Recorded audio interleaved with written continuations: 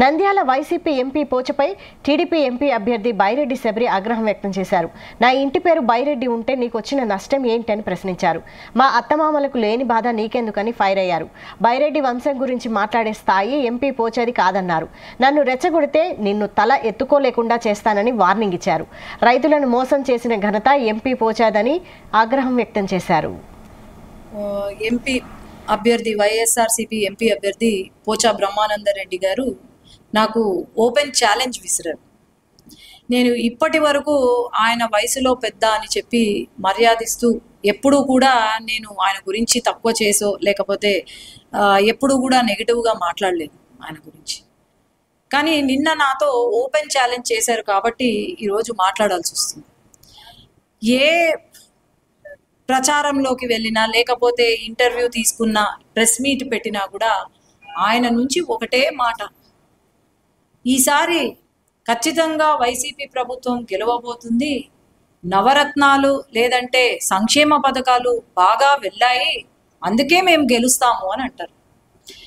ఒకటే ప్రశ్న, ఆనాడు 700 హామీలు కురిపించిన వైఎస్ జగన్మోహన్ రెడ్డి ఆఖరికి 9 నవరత్నాలని చెప్పి 9 హామీలు ఇచ్చారు. ఈ 9 హామీలు కూడా సక్రమంగా నెరవేర్చారా అంటే లేదు. మనం చూసుకుంటే అమ్మఒడి అని చెప్పారు. ఈరోజు అమ్మఒడి అందరికీ ఇస్తామని ఆనాడు చెప్పిన ముఖ్యమంత్రి వైఎస్ జగన్మోహన్ రెడ్డి అప్పుడు ఏమన్నారు, అందరూ ఇంట్లో వాళ్ళందరికీ అమ్మఒడి వస్తుంది అని కేవలం ఒక్కరికే అమ్మఒడి ఇచ్చారు. 15,000 రూపాయలు ఇచ్చారు. ఆ 15,000 రూపాయలు కూడా దాంట్లో కూడా 2,000 రూపాయలు తిన్నారు మెయింటెనెన్స్ అని చెప్పి.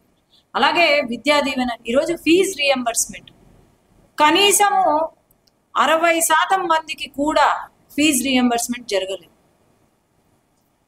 ఈరోజు కరెక్ట్గా ఫీజు రీఎంబర్స్మెంట్ వేసుంటే, కరెక్ట్ టైంకి వేసుంటే, బటన్ నొక్కంగానే ఫీజు రీఎంబర్స్మెంట్ ఏదైతే పడుంటే మరి మన పిల్లలకు హాల్ టికెట్లు వచ్చేవి, లేదంటే టీసీలు వచ్చేవి. ఈరోజు తల్లిదండ్రుల పైన కేవలం ఈ ఫీజు రీఎంబర్స్మెంట్ కరెక్ట్గా వెయ్యక పడిన భారం 3,500 కోట్లు. మరి దీన్ని ఎలా చూస్తారు? 25 లక్షల ఇల్లు ఇస్తాను అని చెప్పి ఇళ్ళ కాలనీలను ఊర్లుగా మారుస్తానని చెప్పి జగన్మోహన్ రెడ్డి గారు మరి 25 లక్షల ఇల్లు ఏమైనాయి? ఎక్కడో గుట్టలల్లో, చెరువులల్లో, లేదంటే